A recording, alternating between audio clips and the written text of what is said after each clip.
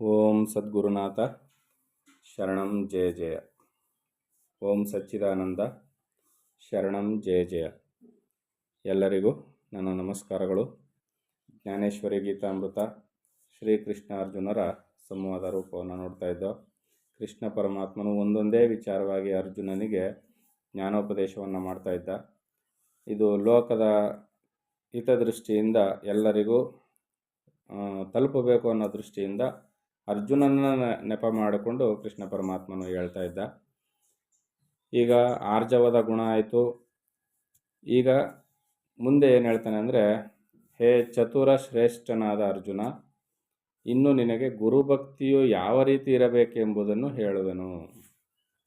ಶ್ರೀಕೃಷ್ಣ ಪರಮಾತ್ಮನೇ ಹೇಳ್ತಾ ಇದ್ದಾನೆ, ಗುರುಭಕ್ತಿ ಅಂದರೆ ಏನು, ಗುರುಭಕ್ತಿ ಯಾವ ರೀತಿಯಲ್ಲಿ ಇರಬೇಕು ಅಂತ.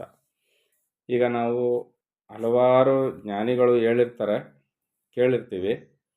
ಆದರೆ ಇಲ್ಲಿ ಶ್ರೀಕೃಷ್ಣ ಪರಮಾತ್ಮನು ಸರ್ವಶ್ರೇಷ್ಠ ಗುರು ಅನಿಸ್ಕೊಂಡಿರೋದ್ರಿಂದ ಆತನ ಬಾಯಿಂದಲೇ ಗುರುಭಕ್ತಿ ಅಂದರೆ ಹೇಗಿರಬೇಕು ಅನ್ನೋದನ್ನು ಹೇಳ್ತಾ ಇದ್ದಾನೆ. ನಾವು ನೀವೆಲ್ಲರೂ ಅದನ್ನು ಚೆನ್ನಾಗಿ ತಿಳ್ಕೊಳ್ಳೋಣ. ಗುರುಚರಣದಲ್ಲಿರುವ ಸದ್ಭಕ್ತಿಯು ಸಮಸ್ತ ಭಾಗ್ಯೋದಯಕ್ಕೆ ಜನ್ಮಸ್ಥಾನವಾಗಿಯೂ ಮೂರು ಲೋಕದಲ್ಲಿಯೂ ಮೆರೆಯುವುದು. ನೋಡಿ, ಮಾತನ್ನು ಚೆನ್ನಾಗಿ ಅರ್ಥ ಮಾಡ್ಕೊಳ್ಳಿ. ಗುರುಚರಣದಲ್ಲಿರುವ ಸದ್ಭಕ್ತಿಯು ಅಂದರೆ ಸದ್ಗುರುವಿನ ಪಾದ ತಳದಲ್ಲಿ ನಾವಿಟ್ಟಿರ್ತಕ್ಕಂಥ ಸದ್ಭಕ್ತಿ ಏನಿರ್ತದಲ್ಲ, ಅದು ಸಮಸ್ತ ಭಾಗ್ಯೋದಯಕ್ಕೆ ಜನ್ಮಸ್ಥಾನವಾಗಿಯೂ, ಸರ್ವಭಾಗ್ಯಗಳು, ಈ ಲೋಕದಲ್ಲಿರ್ತಕ್ಕಂಥ ಎಲ್ಲ ಭಾಗ್ಯವು, ಎಲ್ಲ ಪುಣ್ಯವು, ಎಲ್ಲ ಐಶ್ವರ್ಯವಕ್ಕೂ ಜನ್ಮಸ್ಥಾನ ಯಾವುದಪ್ಪ ಅಂದರೆ ನಾವು ಸದ್ಗುರುವಿನ ಪಾದದಲ್ಲಿಟ್ಟಿರ್ತಕ್ಕಂಥ ಭಕ್ತಿಯೇ ಕಾರಣ. ಸದ್ಗುರುವಿನ ಪಾದದಲ್ಲಿ ಸದ್ಗುರುವಿನಲ್ಲಿ ಭಕ್ತಿಯನ್ನು ನಾವಿಟ್ಟು ಅಂದರೆ ಸರ್ವಭಾಗ್ಯವು ನಮಗೆ ಲಭಿಸ್ತು ಅಂತಲೇ ಅರ್ಥ. ಮೂರು ಲೋಕದಲ್ಲಿಯೂ ಇದು ಮೆರೀತದೆ. ಯಾಕಂದರೆ ಸಂಸಾರ ಶೋಕದಿಂದ ನರಳುತ್ತಿರುವ ಜೀವರಿಗೆ ಬ್ರಹ್ಮಜ್ಞಾನವನ್ನು ಉಂಟು ಮಾಡಿ ಪರಮಾನಂದ ಮಂದಿರವನ್ನು ಸೇರಿಸುವುದು. ನಮಗೆ ನಿಜವಾಗಿಯೂ ಆನಂದ, ಸಂತೋಷ, ದುಃಖರಹಿತವಾದ, ನೋವೇ ಇಲ್ಲದಂಥ ಆನಂದವನ್ನು ನಾವು ಅನುಭವಿಸ್ಬೇಕು ಅಂದರೆ ಆ ಪರಮಾನಂದ ಪ್ರಾಪ್ತಿಯನ್ನು, ಆ ಮುಕ್ತಿ ಸಾಮ್ರಾಜ್ಯವನ್ನು ಹೊಂದಬೇಕು. ಅದು ಸೇರಬೇಕು, ಅದು ಸಿಕ್ಕಬೇಕು ಅಂದರೆ ಸದ್ಗುರುವಿನ ಪಾದಕಮಲದಲ್ಲಿ ಅಥವಾ ಸದ್ಗುರುವಿನಲ್ಲಿ ನಾವು ಸಂಪೂರ್ಣ ಶರಣಾಗತಿಯನ್ನು ಹೊಂದಬೇಕು. ಆಗ ಆತನ ಕೃಪೆಯಿಂದ ನಮಗೆ ಇವೆಲ್ಲವೂ ಕೂಡ ಸಾಧ್ಯ ಆಗ್ತದೆ. ಆದ್ದರಿಂದ ಗುರುಸೇವಾ ಪ್ರಕಾರವನ್ನು ನಿನಗೆ ವಿಸ್ತಾರವಾಗಿ ವರ್ಣಿಸುವೆನು. ಗುರುಸೇವೆಯನ್ನು ಯಾವ ರೀತಿಯಲ್ಲಿ ಮಾಡಬೇಕು ಅಂತ ವರ್ಣಿಸ್ತೀನಿ, ಕೇಳು ಅರ್ಜುನ ಅಂತ ಪರಮಾತ್ಮನು ಹೇಳ್ತಾ ಇದ್ದಾನೆ. ನಿನ್ನ ಚಿತ್ತವನ್ನು ನನ್ನ ವಚನದಲ್ಲಿ ಮಗ್ನಗೊಳಿಸು. ನಿನ್ನ ಮನಸ್ಸನ್ನು ನಾನು ಹೇಳುವ ಮಾತಿನಲ್ಲಿ ನಿಗಾ ಇಟ್ಟು ಕೇಳು, ಯಾಕಂದರೆ ನಿನಗೆ ಚೆನ್ನಾಗಿ ಅರ್ಥ ಆಗುತ್ತೆ. ಗಂಗೆಯು ತನ್ನಲ್ಲಿರುವ ನೀರನ್ನೆಲ್ಲ ಸಮುದ್ರಕ್ಕೆ ಅರ್ಪಿಸಿ ತಾನು ಅದರಲ್ಲಿಯೇ ಐಕ್ಯವಾಗುವಂತೆ. ಈಗ ಗಂಗಾ ನದಿ ಅಥವಾ ಯಾವುದೋ ನದಿಗಳು ಹರಿದುಕೊಂಡು ಹೋಗಿ ಸಮುದ್ರವನ್ನು ಸೇರಿಕೊಂಡಾಯಿತು ಅಂದರೆ ಮುಗೀತು. ಇನ್ನು ಅದು ಹರಿಯುವ ಕೆಲಸ ಏನೂ ಇರೋದಿಲ್ಲ, ನಿಂತೋಯ್ತು. ಯಾಕಂದರೆ ಹೋಗಿ ಸಮುದ್ರವನ್ನು ಸೇರಿಬಿಡ್ತು, ನಿಶ್ಚಲವಾಗಿ ಐಕ್ಯವಾಗ್ಬಿಡ್ತು. ಅಥವಾ ಲೋಕದಲ್ಲಿರುವ ಶ್ರುತಿಗಳೆಲ್ಲ ತಮ್ಮ ಸಿದ್ಧಾಂತ ಭಂಡಾರದೊಡನೆ ಬ್ರಹ್ಮಪದದಲ್ಲಿ ಐಕ್ಯವಾಗುವಂತೆ.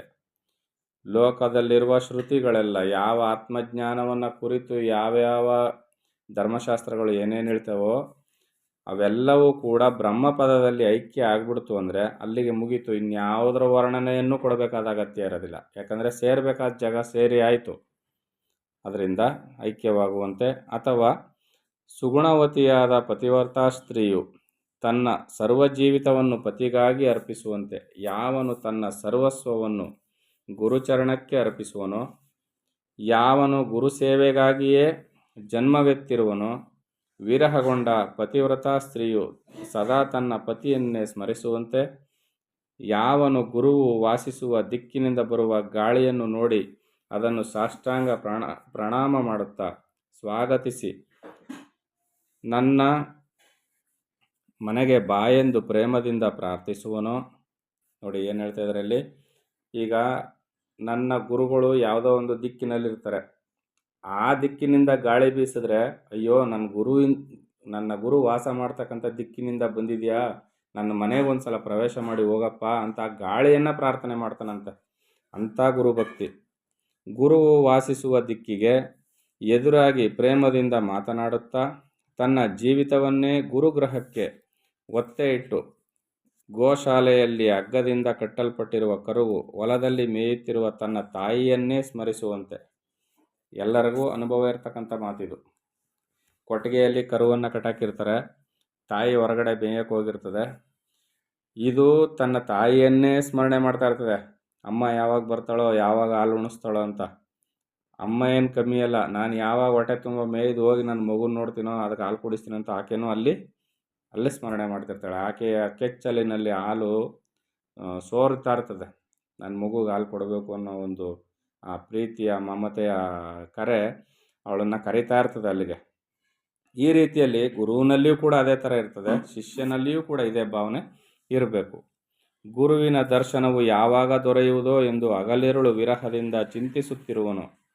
ಒಂದು ಕ್ಷಣ ಗುರುವನ್ನು ಅಗಲಿದರೂ ಯಾವನಿಗೆ ಯುಗದಂತೆ ತೋರುವುದೋ. ಗುರುಗಳು ಹೇಳ್ತಾರೆ, ಆಯಿತು ಬರುವಂತೆ, ಇನ್ನೊಂದು ದಿನ ಬರುವಂತೆ ಹೋಗು ಅಂದರೆ, ಅಯ್ಯೋ ಇನ್ಯಾವಾಗ ನಾನು ಗುರುಗಳನ್ನ ನೋಡೋದು, ಒಂದು ದಿನನೂ ಬಿಟ್ಟಿರೋಕ್ಕಾಗೋದಿಲ್ವಲ್ಲ ಅಂತ ಗುರುವಿನ ಬಗ್ಗೆ ಚಿಂತನೆ ಮಾಡೋದು. ಗುರುವಿನ ಸ್ಥಾನದಿಂದ ಯಾರನ್ನಾದರೂ ತನ್ನ ಸಮೀಪಕ್ಕೆ ಕಳುಹಿಸಿದರೆ ಮರಣೋನ್ಮುಖನಾದವನಿಗೆ ದೀರ್ಘಾಯುಷ್ಯವು ಲಭಿಸಿದಷ್ಟು ಸಂತೋಷಗೊಳ್ಳುವನು. ಯಾರೋ ಒಬ್ಬನಿಗೆ ಪ್ರಾಣ ಹೋಗ್ತಾ ಇರ್ತದೆ, ಇದ್ದಕ್ಕಿದ್ದಂಗೆ ನೀನು ಚಿರಂಜೀವಿಯಾಗುವಂಥ ಆಶೀರ್ವಾದ ಮಾಡಿಬಿಟ್ರೆ ಅವನಿಗೆ ಎಷ್ಟು ಸಂತೋಷ ಆಗುತ್ತೋ, ಆ ರೀತಿಯಲ್ಲಿ ಗುರು ಇರುವ ಜಾಗದಿಂದ ಗುರು ಕಳಿಸಿರ್ತಾನೆ, ಹೋಗಿ ನನ್ನ ಶಿಷ್ಯ ಏನು ಮಾಡ್ತಾ ಇದ್ದಾನೆ ನೋಡ್ಕೊಬಾ, ಅವನಿಗೊಂದು ಇಂಥದ್ದೊಂದು ಸಂದೇಶವನ್ನು ತಿಳಿಸಿಬಾ ಅಂತ ಏನಾರು ಕಳಿಸ್ಬಿಟ್ರೆ, ಅಯ್ಯೋ ಗುರು ಕಳಿಸ್ಕೊಟ್ರ ಅಲ್ಲಿಂದ ಬಂದಿಯಪ್ಪ ಅಂತ ಹೇಳಿ ಆತನನ್ನು ಕಂಡೊಡನೆ ಮರಣವನ್ನು ಹೊಂದುತ್ತಿರುವವನಿಗೆ ದೀರ್ಘಾಯುಷ್ಯ ಸಿಕ್ಕಿದಷ್ಟು ಸಂತೋಷವಾಗುವಂತೆ. ಅಥವಾ ಬತ್ತಿದ ಪೈರಿಗೆ ಅಮೃತ ವರ್ಷವು ಲಭಿಸಿದರೆ ಚೆನ್ನಾಗಿ ಚಿಗುರುವಂತೆ. ಅರ್ಥ ಆಯ್ತಲ್ವ?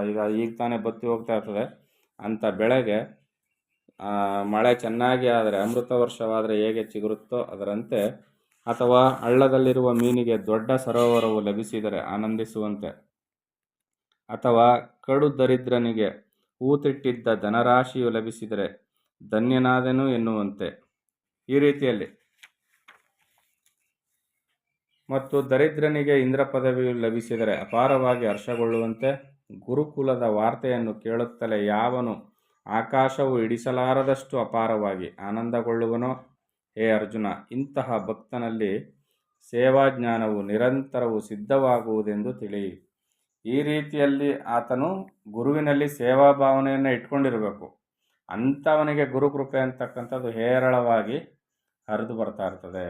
ಅಂದರೆ ಗುರುವಿನಲ್ಲಿ ಸಂಪೂರ್ಣ ಶರಣಾಗತಿಯನ್ನು ಹೊಂದಿ, ಗುರುವಿನ ಚಿಂತನೆಯನ್ನು ಬಿಟ್ಟು ಬೇರೆ ನಮ್ಮ ಆಲೋಚನೆಗಳು, ಬೇರೆ ಕೆಲಸಗಳನ್ನ ಮಾಡೋದಿಲ್ಲ. ಸದಾಕಾಲ ಗುರುಸ್ಮರಣೆಯಲ್ಲಿಯೇ ತಲ್ಲೀನನಾಗಬೇಕು. ಮತ್ತು ಮಿಕ್ಕ ವ್ಯವಹಾರಗಳನ್ನೆಲ್ಲ ಯಾರು ಮಾಡೋದು ಅಂತ ಅನ್ನಿಸ್ಬೋದಲ್ವ? ವ್ಯವಹಾರ ತನ್ನಷ್ಟಕ್ಕೆ ತಾನು ನಡೀತಾ ಹೋಗ್ತಾ ಇರ್ತದೆ. ಆದರೆ ಹೇಳಿಲ್ವಾ, ತಾಯಿ ತನ್ನ ಮಗುವನ್ನು ಸ್ಮರಣೆ ಮಾಡಿಕೊಳ್ಳುವಂತೆ, ಕರು ತನ್ನ ತಾಯಿಯನ್ನು ಸ್ಮರಣೆ ಮಾಡಿಕೊಳ್ಳುವಂತೆ, ಈ ರೀತಿಯಲ್ಲಿ ನಮ್ಮ ವ್ಯವಹಾರ ನಡೀತಾ ಇದ್ರೂ ಕೂಡ ನಮ್ಮ ಲಕ್ಷ್ಯವೆಲ್ಲವೂ ಅಲ್ಲಿಯೇ ಗುರುವಿನಲ್ಲಿಯೇ, ಗುರುಭಕ್ತಿಯಲ್ಲಿಯೇ ತಲ್ಲೀನವಾಗಿರಬೇಕು. ಈ ರೀತಿ ಇದ್ದರೆ ಅಂಥವನು ಸೇವಾಜ್ಞಾನ ನಿರತನಾಗಿರ್ತಾನೆ. ಅಂಥವನಿಗೆ ಎಲ್ಲವೂ ಸಿದ್ಧವಾಗುತ್ತೆ ಅಂತ ಇಲ್ಲಿ ಪರಮಾತ್ಮನ ಹೇಳ್ತಾ ಇದ್ದಾನೆ. ಮುಂದೆ ಏನು ಹೇಳ್ತಾನೆ ಅಂತ ಮುಂದಿನ ಆಡಿಯೋದಲ್ಲಿ ನೋಡೋಣ. ಎಲ್ಲರಿಗೂ ಒಳ್ಳೆಯದಾಗಲಿ. ಓಂ ಸದ್ಗುರುನಾಥ ಶರಣಂ ಜಯ ಜಯ. ಓಂ ಸಚ್ಚಿದಾನಂದ ಶರಣಂ ಜಯ ಜಯ. ಹರಿ ಓಂ ತತ್ಸತ್. ಹರಿ ಓಂ ತತ್ಸತ್. ಹರಿ ಓಂ ತತ್ಸತ್.